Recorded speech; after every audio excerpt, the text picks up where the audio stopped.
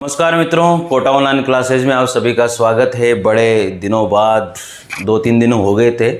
चलिए आज वापस से हम लोग हिंदी साहित्य के इतिहास को शुरू कर रहे हैं। और हिंदी साहित्य के इतिहास में हम लोगों ने जो हमारा सिद्ध साहित्य था वो कंप्लीट कर लिया था आदिकाल में। और जो ये क्लास रहेगी वो आप लोगों की रहेगी यहाँ पर नाथ साहित्य की। कौन सा रहेगा? नाथ साहित्य में मित्रों सेकंड नंबर पर है नाथ साहित्य। थोड़ा सा सिद्धों से जुड़ा हुआ साहित्य है तो बहुत इम्पोर्टेंट है। यहाँ से एक ने एक क्वेश्चन जरूर बनता है। तो मित्रों आप लोगों के कमेंट आना चाहिए कैसी क्लास है कैसी नहीं है। जितने भी स्टूडेंट हैं जो पहली बार अगर इस क्लास को देखते हैं तो निश्चित रूप से साथियों उसको इस चैनल से जुड़ना चाहिए। मैं यहाँ पर फ्री ऑफ कॉस्ट आप लोगों को जो है पूरा का पूरा हिंदी साहित्य का इतिहास first grade second grade PGT TGT DSSB कोई सा भी केंद्रीय विद्यालय सबका हिंदी साहित्य का इतिहास काव्य शास्त्र ग्रामर सब कुछ कंप्लीट करवाने वाला हूं। और मित्रों हाँ एक बात ध्यान रखें, जिसको नोट्स लेने हैं वो डिस्क्रिप्शन में जाकर के लिंक दिया हुआ है, मैंने फ़ोन नंबर दिए हुए हैं, आप कॉन्टैक्ट कर सकते हो। जिसको हिंदी साहित्य के नोट्स काव्य शास्त्र के नोट्स या साइकोलॉजी या रीड साइकोलॉजी के नोट्स या मैनेजमेंट के नोट्स लेने हैं तो वो मुझे कॉल कर सकता है या फिर मुझसे संपर्क कर सकता है व्हाट्सएप के माध्यम से। तो जो नाथ साहित्य है साथियों, नाथ साहित्य में सबसे इंपॉर्टेंट बात क्या है? तो नाथ साहित्य में सबसे इंपॉर्टेंट बात है नाथ पंथ या नाथ संप्रदाय को लिखते जाइए आप लोग। नाथ पंथ या नाथ संप्रदाय को, नाथ पंथ कहो या नाथ संप्रदाय कहो, को अवधूत मत या अवधूत संप्रदाय भी कहा जाता है। साथियों याद रखना नाथ पंथ या नाथ संप्रदाय को क्या कहा जाता है? अवधूत मत या फिर हम लोग कह सकते हैं अवधूत संप्रदाय। ये दोनों चीज़ें याद रख लीजिए आप लोग, इनको कहा जाता है। यानी कि नाथ पंथ या नाथ संप्रदाय को साथियों हम लोग क्या कहते हैं? अवधूत मत या अवधूत संप्रदाय के नाम से भी हम इसको जानते हैं। इसलिए घबराने की बिल्कुल बात नहीं है। थोड़ा सा यार मैं लेट सेट हो जाता हूँ वीडियो डालने में, पर कोर्स की जिम्मेदारी मैंने उठाई है तो निश्चित रूप से आपका कोर्स होगा। घबराना बिल्कुल भी नहीं है, बस विश्वास करते जाइए आप लोग, ठीक है। आगे लिखिए मित्रों इसी कड़ी में नाथ शब्द का शाब्दिक अर्थ क्या होता है? लिखिए नाथ शब्द का शाब्दिक अर्थ। नाथ शब्द का शाब्दिक अर्थ क्या होता है मित्रों? जो नाथ शब्द का शाब्दिक अर्थ होता है मुक्ति देना। क्या होता है? मुक्ति देना। याद रख लेना भाई, जो नाथ शब्द है उसका शाब्दिक अर्थ होता है मुक्ति देना। मेरे हिसाब से आप लोगों को पहले पता भी होगा, नहीं हो तो आप लोग ऐड कर लीजिए। जितने भी मेरे साथी जिन्होंने नोट्स मेरे से मंगवाए हैं उनको सभी को दिल से धन्यवाद। अगर कोई चीज़ उसमें छूटी हुई है तो यहाँ से ऐड कर लेना, मैं थोड़ा एक्स्ट्रा ही पढ़ा रहा हूँ आप लोगों को, ठीक है। आगे बात करते हैं मित्रों, यहाँ पर जो नाथों की संख्या है वो कितनी मानी गई है? नाथों की संख्या मानी गई है 9। कितनी है? नाथों की संख्या। साथियों नाथों की संख्या कितनी है? नाथों की संख्या मानी गई है 9। तो इसी से पता लग जाता है, नाथ में न आ रहा है तो 9, नाथ 9, इस तरह से भी आप लोग याद रख सकते हो। जो सिद्ध कितने थे? 84 सिद्धों की संख्या मानी गई है। और नाथों की संख्या कितनी मानी गई है? 9 नाथों की संख्या मानी गई है। आगे याद रखिए नाथों की सबसे बड़ी कमजोरी क्या थी? नाथों की सबसे बड़ी कमजोरी, नाथों की सबसे बड़ी कमजोरी क्या रही है? नाथों की सबसे बड़ी जो कमजोरी थी वो क्या थी मित्रों? कि नाथों की सबसे बड़ी कमजोरी थी इनका रूखापन और ग्रस्त के प्रति अनादर भाव। कमजोरी क्या थी? एक तो थी रूखापन और एक थी ग्रस्त के प्रति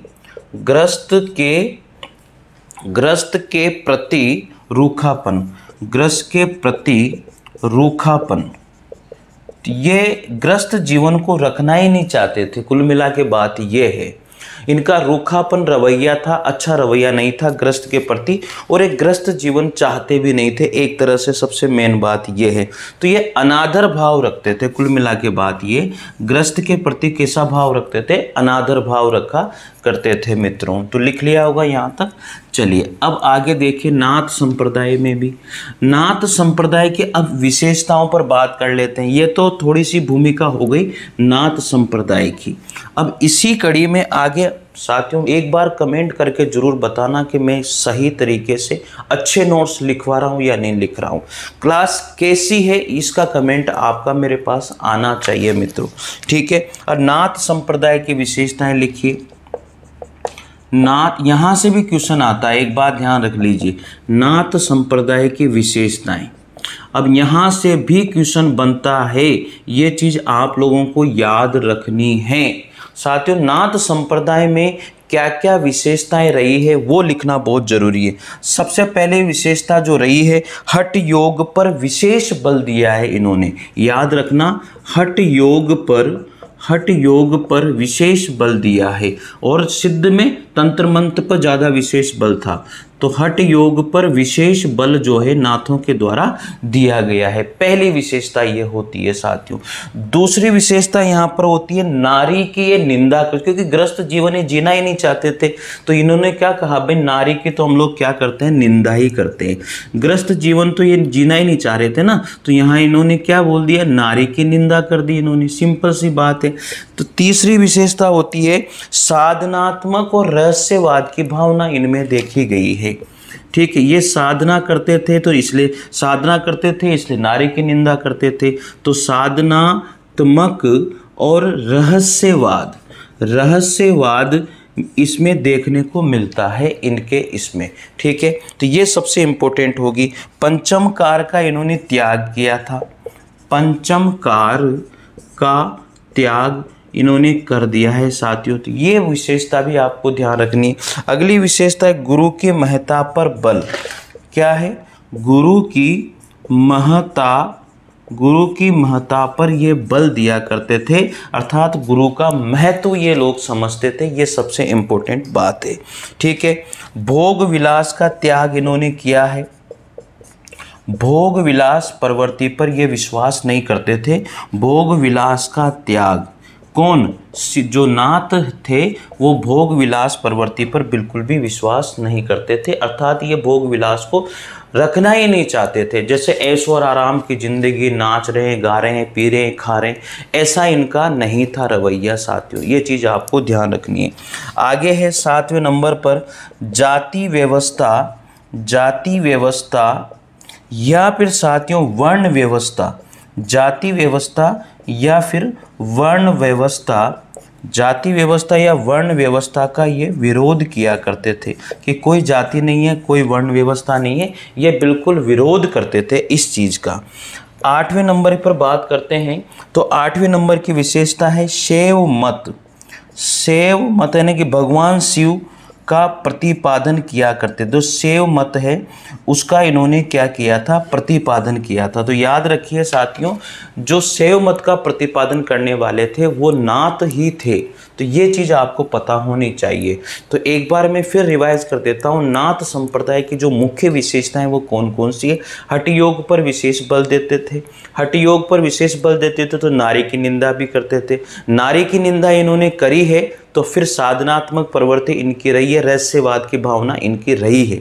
ये बात आप लोगों को ध्यान रखनी है साथियों। उसके बाद में पंचम कार का इन्होंने क्या है, एक तरह से त्याग ही कर दिया था। गुरु के महत्ता पर ये बल दिया करते थे। गुरु का महत्व यहाँ भी है, गुरु का महत्व वहाँ पर भी है। भोग विलास प्रवृत्ति का इन्होंने बिल्कुल त्याग कर दिया, क्योंकि यार एक बात बताइए कि ये जब कह रहे हैं कि साधनात्मक प्रवृत्ति, तो भोग विलास प्रवृत्ति का तो फिर संभव ही नहीं है। जाति व्यवस्था वर्ण व्यवस्था का वहां भी विरोध था और यहाँ पर भी विरोध है। बस ये याद रखना, शैव मत का प्रतिपादन किसके द्वारा किया गया है। शैव मत का जो प्रतिपादन किया है वो नाथ संप्रदाय के द्वारा ही किया गया है। तो मेरे हिसाब से ये सारे के सारे जो है आप लोगों ने विशेषताएं लिख ली होगी। सबसे इंपॉर्टेंट विशेषताएं यही हैं और इनसे ही क्वेश्चन बनता है। और भी विशेषताएं लेकिन इंपॉर्टेंट यही है और इन्हीं को याद रखना है मित्रों। चले आगे बढ़ते हैं। मेरे हिसाब से विशेषता अवस्थाओं में आपको कोई भी समस्या नहीं आएगी। साथियों अगर आप लिख रहे हो तो वीडियो को रोक करके लिख लेना, कोई भी दिक्कत वाली बात नहीं है, ठीक है। अब लिखिए आप लोग यहाँ पर नाथ साहित्य के जो आरंभकर्ता थे, इंपॉर्टेंट बात लिखिए यहाँ पर, नोट लगाकर लिख लीजिए कि नाथ साहित्य के आरंभकर्ता, नाथ साहित्य के आरंभकर्ता कौन थे साथियों? तो कहा जाता है कि नाथ साहित्य के जो आरंभकर्ता थे वो थे गोरखनाथ। क्या नाम था उनका? गोरखनाथ नाम था मित्रों, याद रख लीजिए। नाथ साहित्य के जो आरंभकर्ता रहे हैं वो रहे हैं गोरखनाथ, ठीक है। कोई समस्या इसमें नहीं होनी चाहिए मेरे हिसाब से। आगे इसी कड़ी में बात करेंगे कि नाथ पंथ के जो आदि प्रवर्तक, जो प्रारंभिक प्रवर्तक माने जाते हैं वो मत्स्येंद्र नाथ थे। साथियों याद रखिए, नाथ साहित्य में जो नाथ संप्रदाय है उसके जो है साथियों प्रवर्तक, यानी कि आदि प्रवर्तक जिसको माना जाता है, आदि जो प्रवर्तक रहे हैं वो कौन रहे थे? मत्स्येंद्र नाथ रहे हैं। क्या नाम था? मत्स्येंद्र नाथ। मत्स्येंद्र नाथ, ठीक है, मत्स्येंद्र नाथ, ये मत्स्येंद्र नाथ रहे हैं। और इस प्रकार से 9 नाथ जो थे, तो सबसे पहले यहाँ पर याद रखिए हिंदी साहित्य में नाथ साहित्य के आरंभकर्ता जो थे वो गोरखनाथ थे। उसके बाद में नाथ साहित्य में जो आदि प्रवर्तक माने जाते हैं वो मत्स्येंद्र नाथ को ही माना जाता है। अब साथियों बात यह है कि जो 9 नाथ हैं वो किस प्रकार से हैं। तो यहाँ पर 9 नाथों की, जो 9 नाथ कौन कौन से थे, 9 नाथ उनके नाम, तो 9 नाथ कौन कौन से थे उनके नाम हम लोग लिखने वाले हैं। और डॉक्टर रामकुमार वर्मा के अनुसार, तो यहाँ पर लिख देते हैं डॉक्टर रामकुमार वर्मा के अनुसार, डॉक्टर रामकुमार वर्मा के अनुसार, डॉक्टर रामकुमार वर्मा के अनुसार मित्रों ये 9 नाथ तो आप प्लीज़ याद ही रख लीजिएगा थोड़ा सा, इसमें कोई भी दुख दर्द वाली बात नहीं है। अब कौन कौन से 9 नाथ हैं? तो सबसे पहले मित्रों आदिनाथ, क्या नाथ है? आदिनाथ। नंबर 2 पे बात करेंगे आदिनाथ। तो दूसरे नंबर पर है मत्स्येंद्र नाथ जिनको प्रवर्तक माना जाता है। तीसरे नंबर पर है गाहिनी नाथ। चौथे नंबर पर है चरपट नाथ जिनको चरकानंद भी कहा जाता है। इसके बाद में 5वें नंबर पर है चौरंगी नाथ जिनको पूरन भगत कहते हैं। क्या कहते हैं? पूरन भगत, ठीक है, पूरन भगत भी कहा जाता है। इसके बाद में जो 6ठे नंबर पर जो आते हैं वो हैं ज्वालेंदु नाथ। क्या है 6ठे नंबर पर? ज्वालेंदु नाथ हैं। 7वें नंबर पर हैं, इनका नाम है भ्रत्रनाथ। 7वें नंबर पर हैं भ्रत्रनाथ। और 8वें नंबर पर हैं गोपीचंद्र नाथ। तो ये हो गए साथियों गोरखनाथ। हाँ, यहाँ पर गोरखनाथ ऐड कर लीजिएगा, इसके मत्स्येंद्र नाथ के बाद में गोरखनाथ, यहाँ पर गोरखनाथ ऐड कर लेना भाई। तो ये जो हैं तीसरे नंबर पर हो जाएंगे, ये चौथे नंबर पर, ये 5वें नंबर पर, ये 6ठे नंबर पर हैं, और ये 7वें, और ये 8वें, और ये 9वें नंबर पर। इस तरह से डॉक्टर रामकुमार वर्मा के अनुसार 9 के 9 नाथ हो गए। आदिनाथ, मत्स्येंद्र नाथ, गोरखनाथ, गाहिनी नाथ, चरपटनाथ, चौरंगी नाथ, ज्वालेंदु नाथ, भरतनाथ और गोपीचंद नाथ। इस तरह से डॉक्टर रामकुमार वर्मा के अनुसार 9 के 9 नाथ मैंने आप लोगों को लिखवा दिए हैं। इम्पोर्टेंट यही है, और तो इसमें और भी हैं। गोरख सिद्धांत के अनुसार भी नाथ बताए गए हैं, तो गोरख सिद्धांत के अनुसार भी नाथों के प्रकार अलग अलग हैं, ठीक है, तो उनको भी मैं लिखा देता हूं। तो ये जो नाथ थे ये डॉक्टर रामकुमार वर्मा के अनुसार हैं। याद रखने वाली चीज़ें हैं साथियों, आलतू फालतू चीज़ें मैं बिल्कुल भी नहीं लिखाऊंगा, कम से कम इनको तो लिख ही लीजिए। 9 नाथ तो याद कर ही लेना भाई, ठीक है ना, ज़्यादा कुछ याद नहीं हो, इनको तो कर ही लेना। अब गोरख सिद्धांत के अनुसार भी हम लोग लिख लेते हैं। तो गोरख सिद्धांत के अनुसार अगर पूछे तो वो चीज़ भी आप लोग याद कर लीजिएगा। गोरक्ष सिद्धांत, गोरक्ष जो सिद्धांत है साथियों, गोरख सिद्धांत है उसके अनुसार भी 9 नाथ हैं।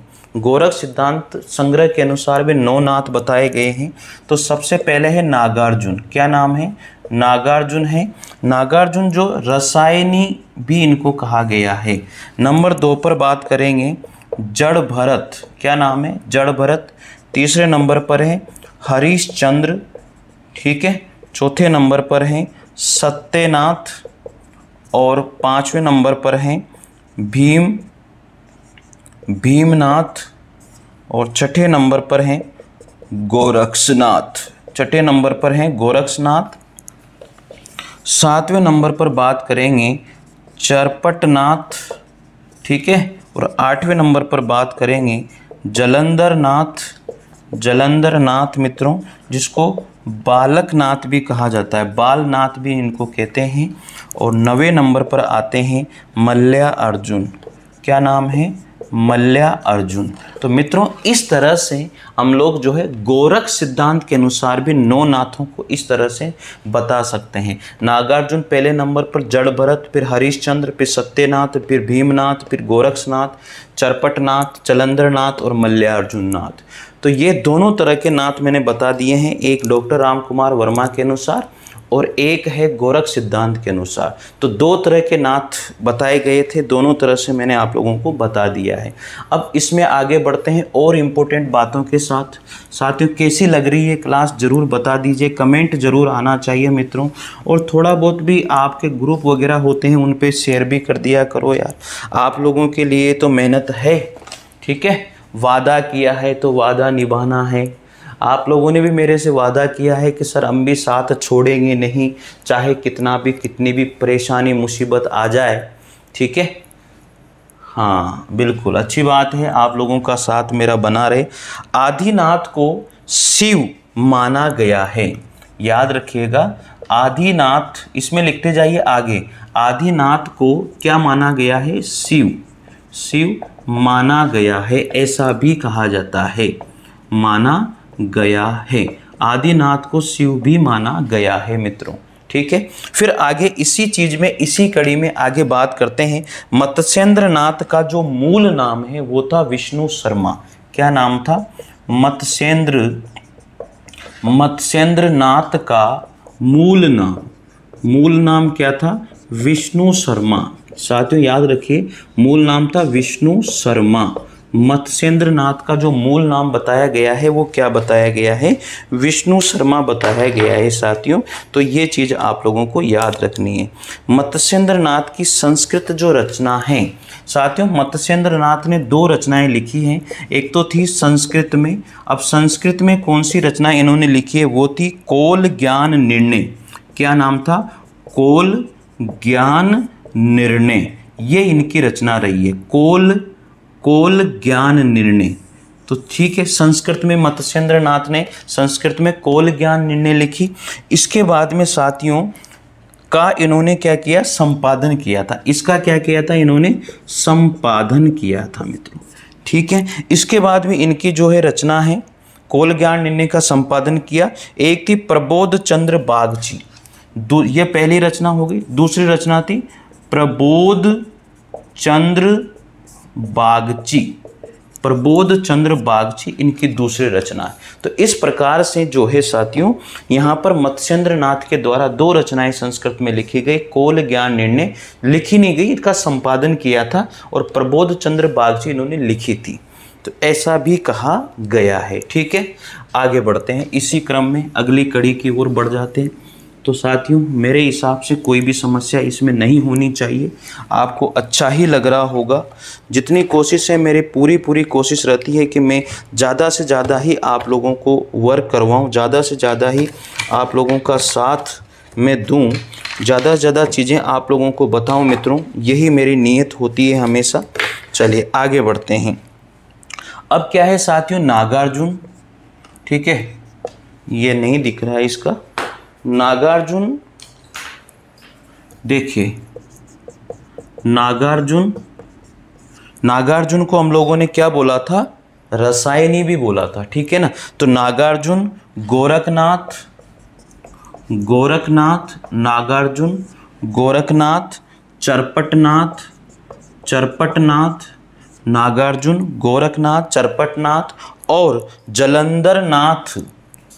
एक चीज यहाँ लिखिए, जलंधर, जलंधर नाथ, ठीक है। नागार्जुन, गोरखनाथ, चरपटनाथ और जलंधर नाथ, ये चीज आपको ध्यान रखनी है। सिद्ध और नाथ दोनों में ही गिने जाते हैं साथियों, याद रखिए, सिद्ध और नाथ, सिद्ध और नाथ दोनों में ही गिने जाते हैं। सिद्ध और नाथ दोनों में ही ये गिने जाते हैं। तो ये सबसे इम्पोर्टेंट बात है, सिद्ध और नाथ दोनों में ही गिने जाते हैं। वो कौन है? तो मित्रों वो रहे हैं नागार्जुन, गोरखनाथ, चरपटनाथ और जलंधर नाथ। तो ये जो चार लोग हैं, इन चारों लोगों को हम लोग जो है सिद्धों में और नाथों में गिनते हैं। तो सिद्धों और नाथों में जो दोनों में ही गिने जाते हैं वो कौन कौन है? चरपटनाथ, गोरखनाथ, नागार्जुन नाथ और जलंधर नाथ। ये चारों के चारों ही जो है सिद्धों में और नाथों में दोनों में ही गिने जाते हैं। तो ये बात भी आपको याद रखनी है। आगे बात करते हैं मित्रों, इसी कड़ी में आगे बात है हमारी चौरंगीनाथ और गोरखनाथ के शिष्य थे। जो चौरंगीनाथ है वो कौन थे? चौरंगीनाथ, चौरंगीनाथ जो है साथियों ये गोरखनाथ के शिष्य थे। गोरखनाथ के क्या थे? ये शिष्य रहे हैं। तो याद रख लीजिएगा, जो चौरंगीनाथ हैं वो गोरखनाथ के ही क्या माने गए हैं? शिष्य माने गए हैं साथियों। अब आचार्य रामचंद्र शुक्ल यहाँ पर क्या कहते हैं? जो आचार्य शुक्ल हैं,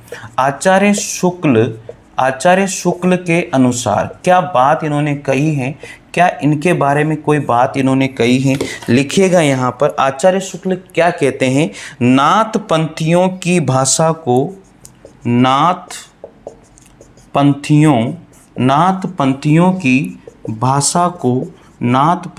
की भाषा को सदुकड़ी भाषा कहा। सदुकड़ी भाषा कहा, ठीक है। तो साथियों आचार्य रामचंद्र जो शुक्ल थे वो नाथ पंथियों की भाषा को क्या कहा करते थे? सदुकड़ी भाषा कह करके ये पुकारते थे, ठीक है। तो यहाँ तक कोई समस्या किसी को मेरे हिसाब से नहीं होनी चाहिए। आगे बात करते हैं, तो यहाँ तक लिख लिया होगा।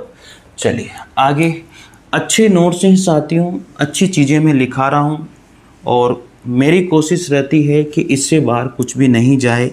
तो इसलिए मैं पहले नोट्स बनाता हूँ, उसके बाद में फिर आप लोगों को लिखाता हूँ साथियों। आगे लिखिएगा, नाथ सिद्ध में अंतर सिद्ध नारी भोग में विश्वास करते थे। जो है साथियों नाथ सिद्ध में अंतर सिद्ध, नाथ और सिद्ध, ठीक है। नाथ सिद्ध में अंतर सिद्ध नारी भोग, अंतर सिद्ध और नारी भोग, अंतर सिद्ध और नारी भोग में विश्वास करते थे। नारी भोग में विश्वास करते थे। अंतर सिद्ध नारी भोग में क्या करते थे? विश्वास किया करते थे। किंतु नाथ पंथी उसके विरोधी थे। किंतु नाथ पंथी जो थे, नाथ जो पंथी थे साथियों, नाथ पंथी विरोध किया करते थे, उसका विरोध करते थे, ठीक है। कहने का मतलब ये हुआ कि जो सिद्ध थे वो अंतर सिद्ध नारी भोग में विश्वास करते थे, लेकिन जो नाथ थे वो उसका विरोध करते थे। तो ये चीज़ आपको याद रखनी है मित्रों, बहुत बढ़िया बात है और ये याद होनी भी चाहिए, ठीक है। नाथ पंथ से ही भक्ति काल के समत का विकास हुआ। नाथ पंथ से ही भक्ति काल के संत मत का विकास हुआ। भक्ति काल के संत मत का विकास हुआ, जिसके प्रथम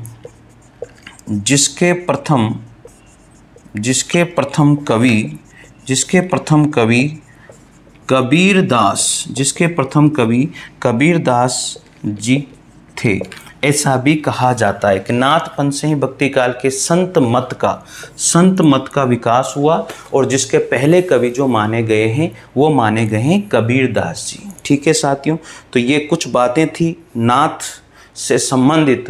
अब आगे हम एक एक नाथ को पढ़ेंगे जो इम्पोर्टेंट है। उन 9 नाथों में से जो भी इम्पोर्टेंट है उनके बारे में हम लोग कुछ चीज़ें यहाँ पर जानते हैं। तो मित्रों, सबसे पहले जो नाथ आते हैं वो आते हैं गोरखनाथ। सबसे पहले हम लोग किसको पढ़ेंगे? गोरखनाथ को पढ़ने वाले हैं। चलिए आप लोग लिखिए गोरखनाथ। गोरखनाथ में क्या क्या चीज़ें इम्पोर्टेंट हैं वो बातें आप लोगों को यहाँ पर ध्यान रखनी है। तो ठीक है, गोरखनाथ जो सबसे इम्पोर्टेंट है वो गोरखनाथ ही, और नहीं है। ठीक है ना, तो गोरखनाथ के लिए मैं यहाँ पढ़ूंगा, और मेरे जो नोट्स हैं उनमें मैंने और के भी बताए हुए हैं, लेकिन हम लोग यहाँ पर जो सबसे इम्पोर्टेंट है वो गोरखनाथ ही है। तो गोरखनाथ के बारे में जानते हैं। तो ठीक है साथियों, गोरखनाथ। अब गोरखनाथ में क्या क्या बातें हमें याद रखनी है वो चीज़ आप याद रखिए। तो गोरखनाथ के जो गुरु थे, गोरखनाथ के गुरु का नाम क्या था? मत्स्येंद्र नाथ। क्या नाम था? मत्स्येंद्र नाथ। ये गोरखनाथ के गुरु का नाम था। इनका जो मूल नाम है वो क्या था? विष्णु शर्मा। क्या नाम था? विष्णु शर्मा इनका मूल नाम देखा गया है। इनकी जो जाति है साथियों, ये जाति पाति में तो विश्वास करते ही नहीं थे, लेकिन मैं बता देता हूँ, इनकी जो जाति है वो ब्राह्मण जाति के रहने वाले थे। और ये निवासी कहाँ के थे? ये क्वेश्चन पूछा गया था कि निवासी कहाँ के थे, तो ये पंजाब के रहने वाले थे। ठीक है, इनका जन्म तिथि के संबंध में एक विवाद है साथियों, इसलिए जन्म तिथि के संबंध में हम लोग विवाद है। तो वो विवाद क्या क्या है? जो राहुल सांकृत्यायन है साथियों, जो राहुल सांकृत्यायन है वो इनकी जन्म तिथि जो मानते हैं वो 845 ईस्वी मानते हैं। ये एक विवाद है। अब दूसरे नंबर पर हजारी प्रसाद द्विवेदी। हजारी प्रसाद इसलिए इनका आएगा ही नहीं। हजारी प्रसाद जो द्विवेदी है वो इनकी जन्मतिथि 9वीं सदी मानते हैं साथियों। और तीसरे नंबर पर बात करेंगे पीताम्बर दत्त बड़तवाल। पीताम्बर दत्त बड़तवाल, जो पीताम्बर दत्त बड़तवाल थे वो इनका जन्म 11वीं सदी मानते हैं। और चौथे नंबर पर है रामचंद्र शुक्ल। रामचंद्र शुक्ल यानी कि आचार्य रामचंद्र शुक्ल और डॉक्टर राम कुमार वर्मा।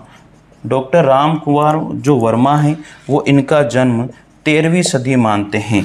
तो इस तरह से जन्म तिथि पर विवाद है इनके। तो राहुल सांकृत्यायन 845 ईस्वी, हजारी प्रसाद द्विवेदी 9वीं और पीताम्बर दत्त बड़तवाल इनकी 11वीं मानते हैं, और रामचंद्र शुक्ल और डॉक्टर राम कुमार वर्मा इनकी 13वीं सदी मानते हैं इनके जन्म के बारे में। तो मित्रों, ये चीज़ें जो हैं इम्पोर्टेंट हैं, इम्पोर्टेंट ही मैं लिखाता हूँ। और ज़रूर से ज़रूर मैं आपसे ये पूछना चाहता हूँ कि क्या मैं सही डायरेक्शन में आप लोगों के लिए फ़ायदे वाली क्लास लेकर के आता हूँ? आप लोग ज़रूर कमेंट कीजिएगा, और मित्रों और स्टूडेंट को भी जोड़िएगा। मैं यहाँ पर हज़ारों रुपए बर्बाद करने की ज़रूरत नहीं है। मैं सभी स्टूडेंट से यही कहता हूँ कि मत करिए हज़ारों रुपए बर्बाद, मत जाइए इन बड़ी बड़ी जो कोचिंगों में। क्यों बर्बाद करते हो? यही चीज़ वो लिखवाएंगे, पढ़ना आपको ही पड़ेगा जो मैं यहाँ पर कर रहा हूँ। साथियों, आपको अगर मेरी बात सही लगी जो मैं कह रहा हूँ, एक बार कमेंट ज़रूर करना है कि ये इससे ज़्यादा चीज़ वो नहीं लिखवा सकते, ये मैं गारंटी दे रहा हूँ आप लोगों को, और इससे बाहर आएगी भी नहीं। बस विश्वास मानिए, क्या मैं आपको नोट्स अच्छे नोट्स लिखा रहा हूँ? आपका कमेंट मेरे पास आना चाहिए। जिन क्वेश्चंस को मैंने पूछा है वो आंसर आप लोगों को कमेंट में देना है साथियों। चलिए अब आगे बात करते हैं। मिश्र बंधुओं ने गोरखनाथ को हिंदी का प्रथम गद्य लेखक माना है। साथियों याद रखिए, जो मिश्र बंधु है, इन मिश्र बंधुओं ने जो गोरखनाथ हैं, गोरखनाथ के बारे में पढ़ रहे हैं। जो गोरखनाथ है उसको हिंदी गद्य का प्रथम लेखक माना है। प्रथम लेखक माना। तो साथियों ये बात आपको पता होनी चाहिए। जो मिश्र बंधु थे उन्होंने गोरखनाथ को हिंदी गद्य का प्रथम क्या माना है? लेखक माना है। आगे बात करते हैं कनपटे योगी। कनफटे योगी भी इनको कहा जाता है, नाथ पंथ के लोगों को ये कहा जाता है। तो कनपटे योगी भी नाथ पंथ के लोगों को कहा जाता है। कनपटे योगी भी इनको कहा जाता है साथियों। आगे बात करते हैं गोरखनाथ को हठ योग। याद रखिए गोरखनाथ को हठ योग का प्रवर्तक माना गया है। हठ योग का प्रवर्तक माना गया है मित्रों। तो ये बात भी आप लोगों को ध्यान रखनी है। जो गोरखनाथ है उनको हठ योग का प्रवर्तक माना जाता है। यहाँ पर जो हठ है, अब हठ में साथियों जो ह है, इस ह का अर्थ सूर्य होता है। जो हठ शब्द है ना, उसमें ह का अर्थ सूर्य होता है और ठ का अर्थ चंद्रमा होता है। याद रख लीजिएगा, ठीक है। हठ में ह का अर्थ सूर्य और ठ का अर्थ जो है चंद्रमा होता है। ये चीज़ आपको याद रखनी है। तो हठ योग का जो अर्थ है साथियों, इसका जो शाब्दिक अर्थ होता है वो होता है बलपूर्वक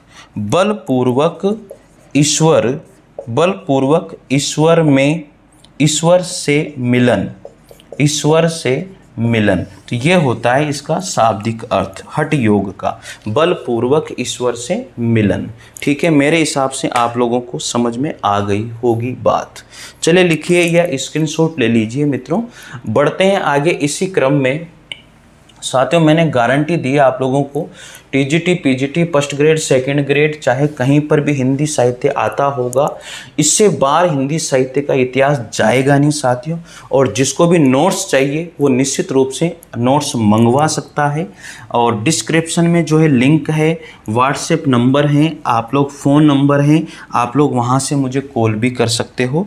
और नोट्स जो है वो किस किस के मिलेंगे मैं बता देता हूँ। हिंदी साहित्य के इतिहास के, काव्य शास्त्र के, और इसके बाद में साइकोलॉजी के नोट्स मिल जाएंगे, मैनेजमेंट के नोट्स मिल जाएंगे, आपको रीड साइकोलॉजी के नोट्स मिल जाएंगे।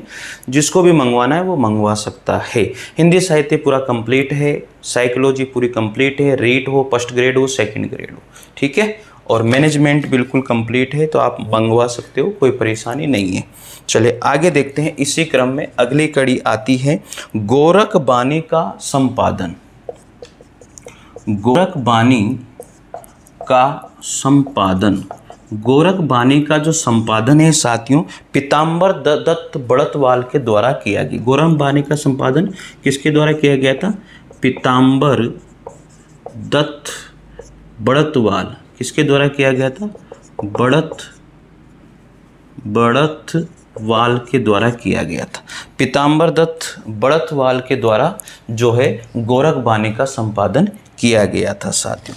आगे है गोरखनाथ। जो गोरखनाथ थे साथियों, इनकी कितनी रचनाएं? गोरखनाथ ने 40 रचनाओं को लिखा। कितनी रचनाओं को लिखा? 40 रचनाओं को गोरखनाथ ने लिखा था, जिसमें से 14 ग्रंथों को प्रमाणिक माना गया है। कितने? 40 रचनाएं लिखी, जिनमें से 14 जो ग्रंथ थे उनको प्रामाणिक माना गया है मित्रों। ये चीज़ आप लोग ध्यान रखिएगा। और जबकि मित्रों 28 रचनाएं, जो 28 रचनाएं 40 में से जो 28 रचनाएं वो हजारी प्रसाद द्विवेदी के द्वारा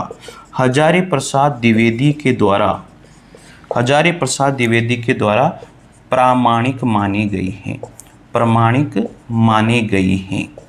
तो साथियों वैसे तो गोरखनाथ की 40 रचनाएं थी, लेकिन 14 को प्रमाणिक माना और हजारी प्रसाद द्विवेदी ने 28 रचनाओं को प्रमाणिक माना है मित्रों। तो ये चीज़ आपको ध्यान रखनी है। चलिए आगे बढ़ते हैं। गोरखवाणी का संपादन पीताम्बर दत्त बड़तवाल के द्वारा किया गया था। 40 रचनाएं इनके द्वारा लिखी गई, 28 हजारी प्रसाद द्विवेदी ने प्रमाणिक मानी और वैसे 14 रचनाओं को प्रमाणिक माना गया है। ठीक है, अब इनके प्रमुख ग्रंथ कौन कौन से हैं गोरखनाथ के? गोरखनाथ के जो प्रमुख ग्रंथ हैं साथियों, सबसे पहले आता है शब्दी। क्या आता है? शब्दी, जिसको हम लोग शब्द भी कहते हैं। दूसरा आता है प्राण संकली। तीसरा है आत्मबोध। कौन सा है? आत्मबोध। और चौथे नंबर पर है नरवे बोध। ठीक है, तो यहाँ पर आत्मबोध सबसे इम्पोर्टेंट है, ये आपको ध्यान रखना है कि गोरखनाथ के 4 सबसे इम्पोर्टेंट ग्रंथ है, शब्दी या शब्द, प्राण संकली, आत्मबोध या नरवे बोध। तो आत्मबोध को याद रखना कि आत्मबोध किसके द्वारा लिखा गया ग्रंथ था? वो था गोरखनाथ का। हो जाएगा याद। चलिए आगे बात करते हैं अब इसी क्रम में और भी साथियों। आगे है शंकराचार्य के बाद इतना प्रभावशाली, शंकराचार्य के बाद जो इतना प्रभावशाली है और महिमा मंडित भारतवर्ष में कोई दूसरा नहीं हुआ। शंकराचार्य के बाद इतना प्रभावशाली, यानी कि गोरखनाथ के बराबर, शंकराचार्य के बाद में गोरखनाथ के बराबर जो है महिमा मंडित और प्रभावशाली कोई नहीं हुआ था। तो याद रखिए, शंकराचार्य के बाद में महिमा मंडित और प्रभावशाली कौन रहे हैं? वो गोरखनाथ ही थे। तो पहले नंबर पर शंकराचार्य थे, तो दूसरे नंबर पर गोरखनाथ को ही रखा गया था मित्रों। तो प्रभावशाली या महिमा मंडित में इनका कोई सानी नहीं है, कोई दूसरा नहीं है। तो गोरखनाथ अपने युग के सबसे बड़े नेता थे, ऐसा कहने वाले कौन थे? हजारी प्रसाद द्विवेदी थे। तो ये चीज़ें आप लोगों को याद रखना है साथियों। और इनकी सबसे जो मुख्य पंक्ति है, गोरखनाथ की पंक्ति है, गोरखनाथ ने एक पंक्ति भी लिखी है। वो कौन सी पंक्ति है मित्रों? तो देखिएगा, सबसे पहले नौ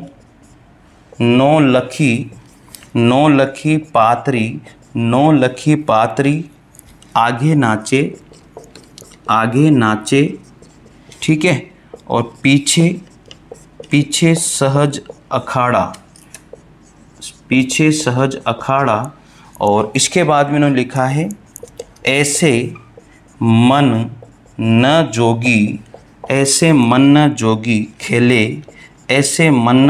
खेले, तब अंतर वसे भंडारा। तो ये पंक्ति लिखने वाले कौन थे? गोरखनाथ ही थे। और ये पंक्ति कभी कभी पूछी भी जाती है मित्रों।